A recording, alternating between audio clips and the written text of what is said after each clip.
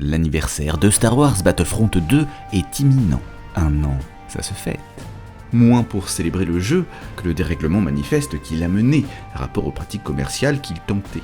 Ce jeu Star Wars était, souvenez-vous, prévu pour le 17 novembre 2017, mais la polémique accompagnant sa sortie n'attendit point jusque-là, puisque dès le 9 novembre, les joueurs ayant souscrit à EA Access avaient pu découvrir que le système de progression en jeu pouvait passer par l'achat d'objets pour votre personnage, objets contenus dans des loot box. Ce phénomène n'avait déjà à l'époque rien de nouveau.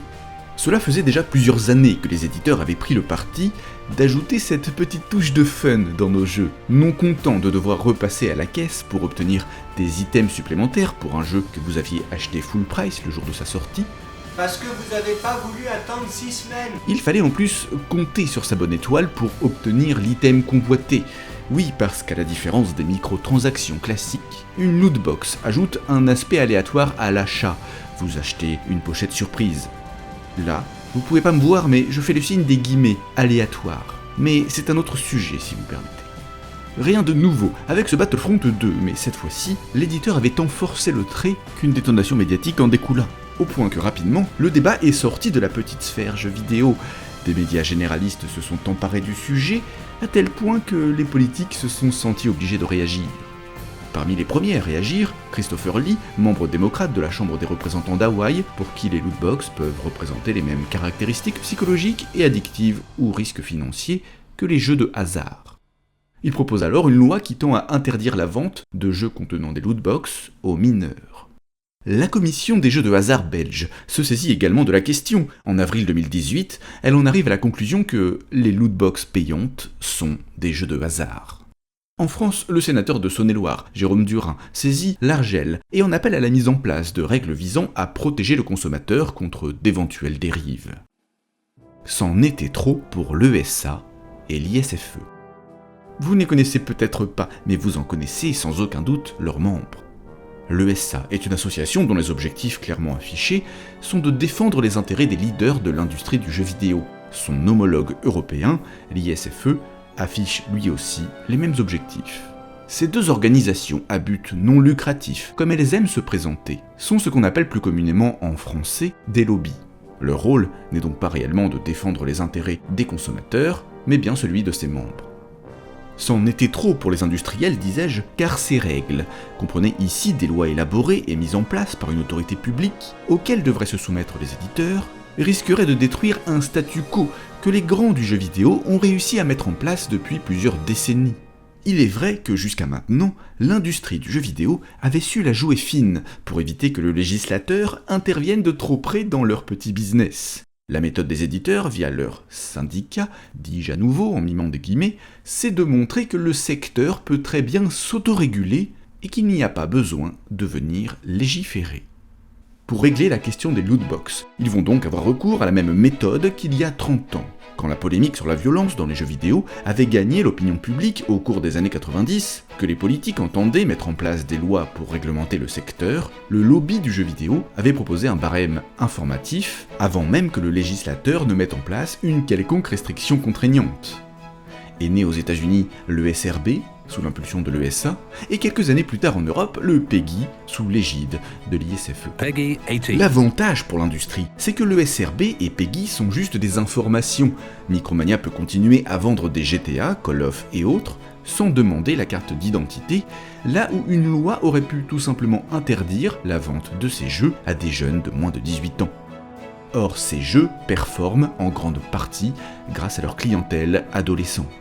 L'idée derrière la mise en place de ces signalétiques était de couper court à l'existence même d'un débat et de restrictions potentielles qui auraient pu en découler, en responsabilisant le consommateur.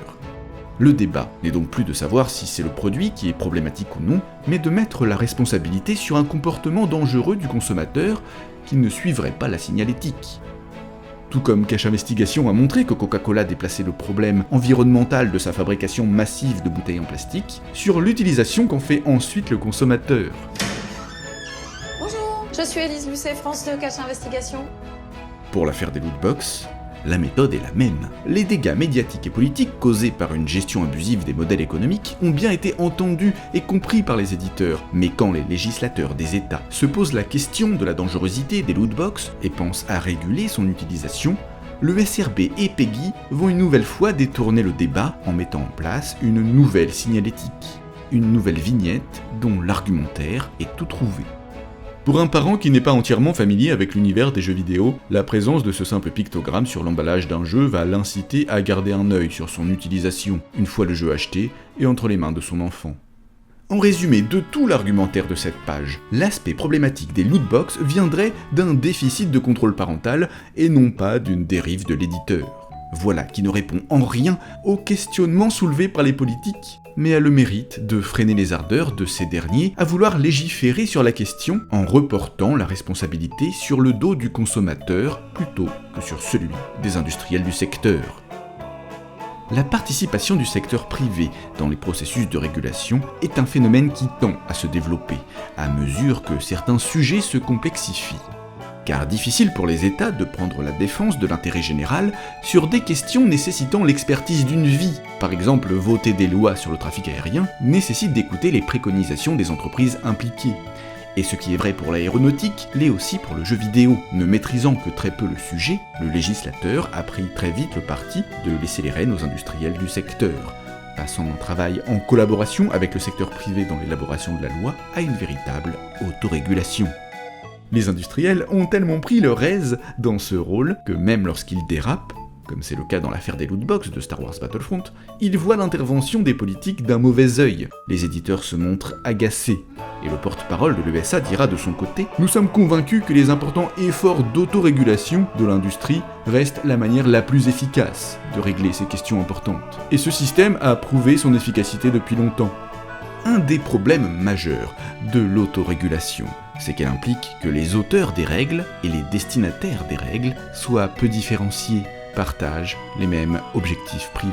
Comprenez qu'il n'est même pas ici question de se demander si l'autorégulation de l'industrie du jeu vidéo débouche sur des bonnes ou des mauvaises idées. Il est ici question de réaliser que ne peut intrinsèquement pas déboucher la même réflexion si c'est l'Assemblée nationale qui s'y penche ou si c'est l'industrie qui s'y penche.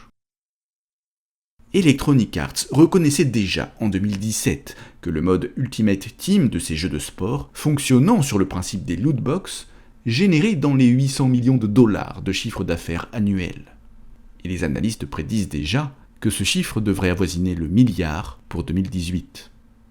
Et vous comprendrez alors tout l'intérêt pour votre secteur préféré de réguler son linge sale en famille. Tu seras privé de tes serres. Privé de tes serres.